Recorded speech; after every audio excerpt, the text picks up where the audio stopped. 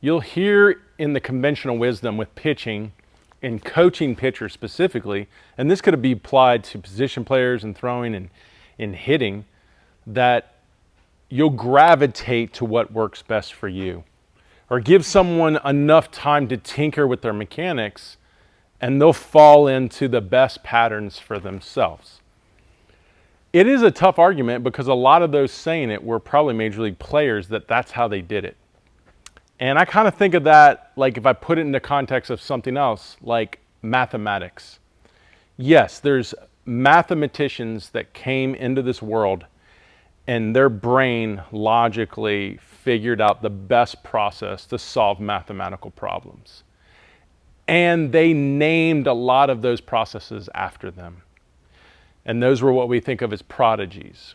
But it doesn't mean that everyone else doesn't have to learn math, or that everyone else can do it the same way. Just let it naturally come to them, because it doesn't work that way. Their brains don't work that well, or their brains have a harder time finding the process. And then once they do, they can repeat it really well. That's why principles in math exist. Just like why principles in movement exist. The problem is I think a lot of those, say, major league players, if that's the one saying this, that, you just got to figure out what works best for you, it's because they're a little bit threatened by learning principles because they didn't have to. And if they accept that you have to know principles, then they realize that they have a lot to learn to help others. And unfortunately, that's the way it is. Just like teaching a bunch of kids math, a few are going to get it really quickly, most are not. And that's where I've spent my life. I've spent my life helping the masses, not the few. And what separates TopVelocity from a lot of the other camps is we actually focus on the masses. We don't focus on the elites. We don't focus on the few. Of course, we'd love to have more elites in here, but it's not our focus. We want the masses because we understand the principles, because I've worked hard to study the science, almost finished with my PhD in sports science, so I can better apply principles across the board, and therefore I can help more people, because it doesn't work that way, period. You don't just figure this out, and I'm talking to the masses, I'm not talking to the elites. And I'm gonna show you why you can't just figure this out on your own, and where you'll hit real barriers to prevent you from getting better. And this is what majority of players are doing right now: hitting, throwing, fielding, pitching. For example, as a pitcher, we use the ground to create force. So we like to fall, we like to drive, we like to break. Some will do some of that, some will do all of that, some will do maybe one of that. But we do use the ground, we use a stride. If not, we'd all have these short little strides and just rotating and throwing. In going through that, you're pushing through easily the ankle joint, the knee joint, and the hip joints.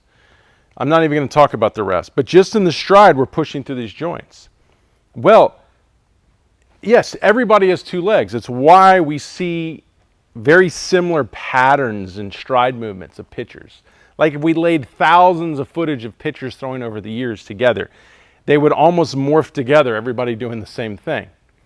The differences are in how these joints are engineered in different people. Some joints are tighter, the tissue's thicker, some joints are weaker, tissue will be thicker. Some joints there's not as much room within the bone structure to where it's more bone on bone. So some can really flex their ankles, some can't. Some really flex their knees, some can't. Some can really flex their hips in all ranges of motion. Some others can't. And that in itself creates the barriers. But it's not just because of mobility, that is a component. And it's not just because of strength, that is a component. And it's not just because of speed or power, but that is a component. And it's not just because they don't know the mechanics of what they need to do, even though that is a component. It's a collection of all of that is why it's working different for every person.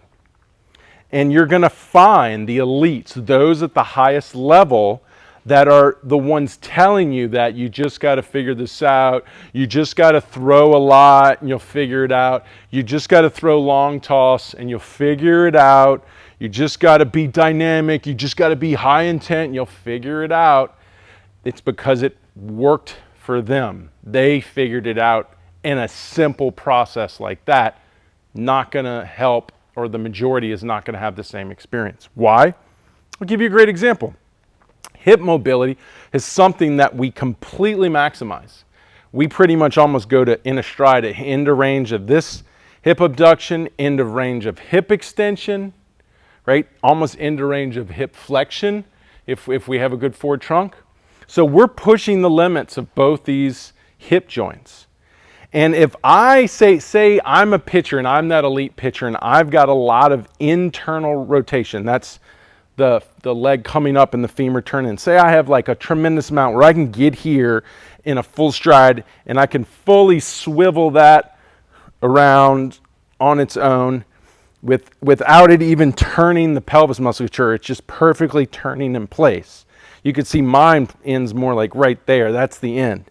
And there's those that can literally turn it where it's the legs coming around, which you're going to find that's more in the elite level of pitchers. So if I'm an elite pitcher and I have that insane amount of hip internal rotation, and what hip internal rotation does is as we're moving down the mound, if we turn the femur all the way in, it positions the hip at landing to open and fully rotate. And that really helps drive the kind of like the whip effect of the kinetic chain that drives the pelvis forward and around, which pulls the trunk forward and around, which pulls the arm forward and around. It really starts the kinetic chain cascading process of energy through rotation up. So if you have a ton of that, kudos to you. You're going to have a really easy time. You're going to be the guy who's like, oh, you don't need a back leg. You just need to fall and just let it happen. Right. But if you're the guy who, like me, you turn your femur and it's like boom, boom, stuck. Boom. You know, some even worse. It's like barely turned, stuck. Can't go anymore. Yeah, I can start to spin everything else, but the femur can't go anymore. Now what happens is when I let it happen and I fall and I want to feel my hips open and square up, I get stuck. I get stuck right there. Boom, I'm stuck. Now this leg starts to collapse. Now I don't drive the pelvis through to help drive the trunk through. Now I got to pull my glove, I got to pull my head, and all of a sudden the whole train wreck scenario of the kinetic chain starts to happen. But yet they keep telling me if I just threw more long toss and I use higher intense, that this will all come together, and it won't. It won't until you understand why it's harder for you than that elite pitcher who it can happen naturally or easily.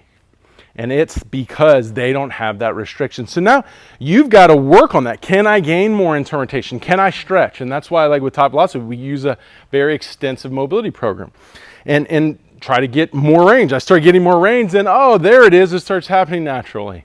Or I realize I can't get more range. And now I've got to use something else. Now I've got to use more ground force to push it through. Now I got to get in the big toe and engage the lower leg. Now I got to be more aggressive in pushing off the rubber. Now I got to start to learn concept or use tools like the king of the hill and popping the plate and stride accelerators, getting low enough where my shin angle's down so when I go to push, it actually directs the forces with the best leverage to push my hips forward. Now I'm in a world of training that these major league players have never heard of. And they're like, oh, you don't need that stuff. And then they all blow it off and they maybe even start to fight against it because they say, man, all these normal people or these average people are all using these concepts I never used. This is all BS. And that's the problem. And unfortunately, it's just the understanding of like, this isn't easy for most people. Pitching specifically, the fastest human movement ever recorded in a laboratory, is not easy for most people. So you got to understand, if you're someone out there and you can truly honestly say, I'm not built like an elite 100-mile-an-hour pitcher. You know, more than likely I don't have the pedigree. It's not in my family. My dad wasn't a big leaguer. You know, so it's going to be harder for me. So it would benefit me to start to learn principles and not just think I'm the next prodigy it's going to naturally happen.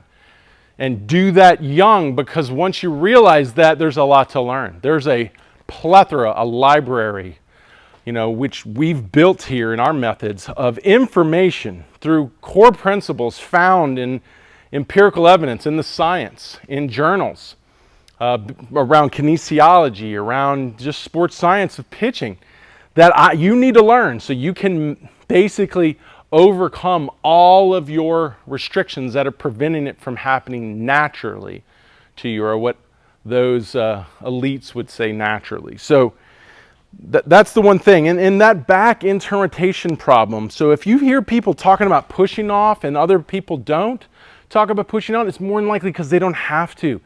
Their femur just rolls as they keep their momentum being directed forward. It's not that they're not pushing, it just doesn't have to be an effort for them because it just easily happens.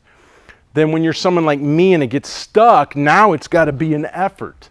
That's a great thing to understand. So yes, you should be learning the effort of the back leg and the principles that give you the most value for your effort, as opposed to sitting there and thinking that it's just supposed to be naturally and I should just ignore these restrictions and problems I have because they'll just go away.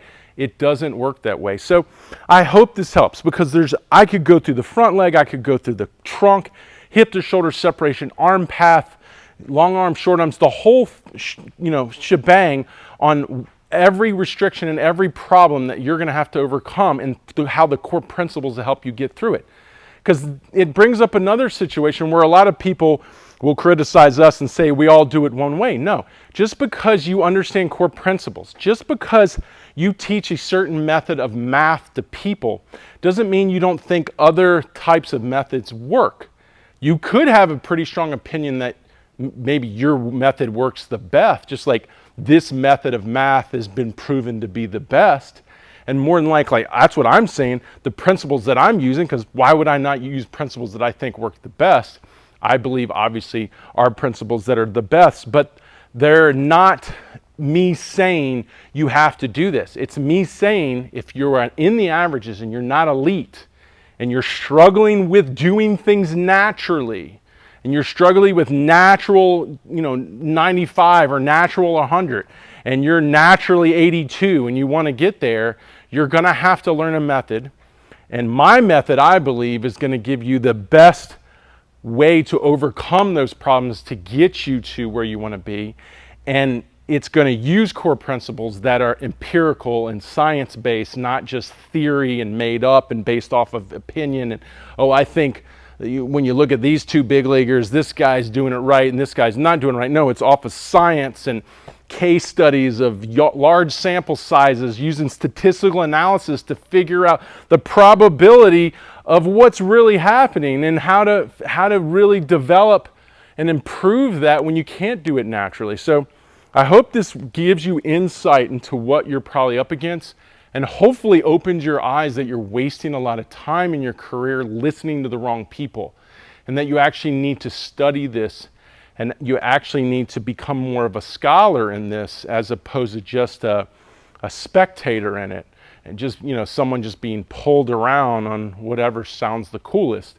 And then you actually apply yourself. Maybe you come down here to TopVelocity and you really become a student of the game and a student of this skill that you love, and you really learn all your problems, how to overcome those problems and change your life. So I hope that helps. I hope it gives you some real insights into how this works.